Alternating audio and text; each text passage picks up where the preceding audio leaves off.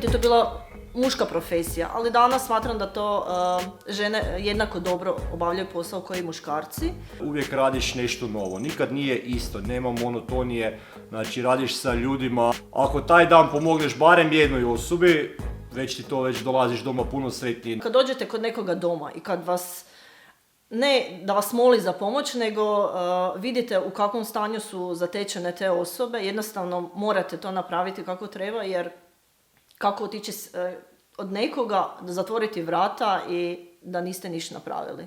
Trebaš biti dovoljno hrabar da se odlučiš na to. To moraš biti spreman i od izbivanja noći, kad radiš noćnu cijele dane, znači... Morate biti duševno i tjelesni sposobni za obavljanje policijskog posla, dostojni, imati psihofizičke sposobnosti. Moja uvijek je bila želja postati policajac. To mi je bilo od malena, mi dečki pogotovo smo to bili u igri, klinci, uvijek bilo neko policajac, neko lopov. Htjela sam biti frizerka. Na kraju, poslije srednje škole na nagovor svojih frendica, otvorio se natječaj i poslala sam papire i upala. Radim očevide prometnih nesreća. Znači svaka prometna nesreća koja se desi u Međimurju, taj dan dok sam na poslu je moja. Pokušaš zaboraviti tu stranu koja se taj dan dogodila na poslu i pokušaš na normalni način funkcionirati. Taj stres uvijek postoji. I znači, voziš se doma po autu, pogotovo ako si sam, razmišljaš o tome što je bilo. Ili voziš se na posao, razmišljaš što može biti. Tako da, a po drugoj strani, opet kad dođeš doma, kad vidiš svoju obitelj, svi živi, svi zdravi, to je ono što te preklopi. Evo ja, s obzirom da studiram, pa se onda maknem od toga svega, uzmem knjigu, idem učiti, pomažem klincima, vozim ih na treninge, isto tako volim čitati knjige. Odem s Belom u šetnju, jednostavno maknemo se od svega, ili je suprug taj dan doma pa kažemo ajmo malo šetnju da razbistrimo malo sve to i da se maknemo, popričamo kad klinci nema. Druga zanimacija je uređenje vrta, imamo ribnjak, imamo ribice, to je kaj sa sinovima volim raditi ja, vole oni i jednostavno tu se malo onda opuštamo i zaboravljamo na sve ostalo.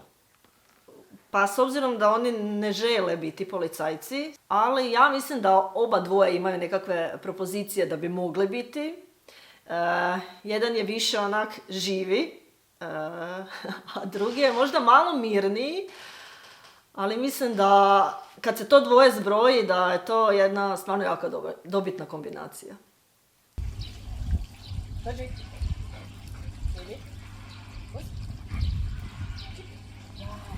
Moj pas zove se Bela Barka, stara je 6 godina, mješanka je i namijenjena je za detekciju eksploziva. Mi smo policijski službenici koji je ona, znači policijski pas i moramo biti spremni na 24 sata jer naša služba traje 24 sata.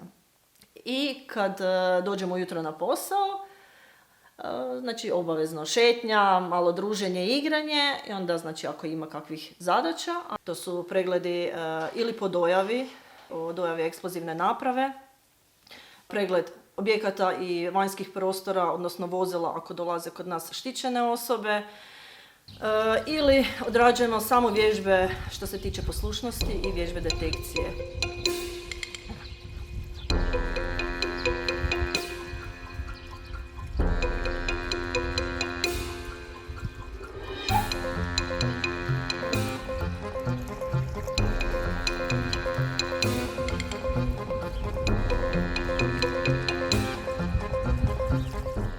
Odrađuje se znači, u Centru za obuku vodiča i dresuru službenih pasa na Policijskoj akademiji.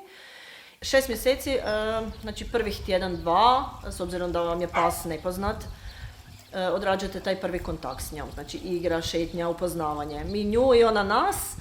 I onda su tu vježbe detekcije, znači otvorenog prostora, zatvorenog, vježbe na vozilima. Pa smo odlazili i na terensku nastavu gdje smo otišli u Pulu. Tamo smo radili te vježbe na brodovima. Onda smo radili, znači tu spada i vježbe poslušnosti. Kad to sve završite, onda vam se ispit sastoji od pismenog dijela i znači tog praktičnog dijela što sam sve navela. Ako su nekakvi veći koncerti, onda obavezno izlazimo, napravimo pregled. I ako nema ništa, znači otvara se dvorana ili neki drugi vanjski otvoreni prostor i puštamo znači ljude unutra.